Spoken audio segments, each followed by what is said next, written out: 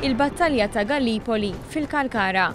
Dan għax tmiem din il-ġimgħa fil-Fir-Rinella se jsiru attivitajiet biex jitfakkar il-mitt anniversarju mill-kampanja tal-Gallipoli fid-Dardinelli. Fost oħrajn se jkunu eżebiti armi u tagħmir ta' dak il-perjodu. Ma jaqsux ir-rappreżentazzjonijiet storiċi li jinkludu wkoll xeni ta' battalja.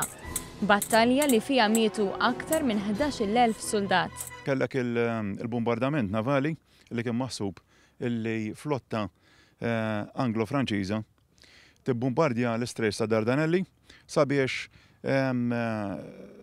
tidħol fl-istrejs ta' Dardinell u tibbombardja wkoll il-Kostantinopli dak iġġala ċiedi. L-idea kienet li qalaw t-Turkija l-barra mill-alleanza mal-Ġermanja u l-Imperu Awstro-Ungeriż.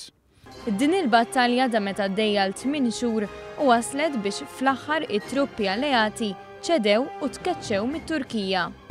Wara ftit l-alleati ddeċidew li minflok ikomplu jippersistu bil-istrateġija navali jagħmlu invażjoni ta' territorju Tork. U dana irriżulta f'diżastru kbir, fil-fatt damu ftit ta' xhur, mhux wisq xhur, però lejn l-aħħar tas-sena 1915 kellhom fil-fatt saħansitra anke jevakwaw. Mario Farrugia, iċ-ċermen tal-Fondazzjoni Wirtartna, fakkar li dak iż-żmien Malta kienet kolonja Ingliża u fl-eqel tal-ewwel Gwerra Dinjija servit bħala bażi loġistika u navali. Waqt l-istess battalja f'Gallipoli, eluf ta' persuni inġibu f'pajjiżna għall-kura, żmien li fih Malta ħadet il-fama bħala in-ners tal-Mediterran.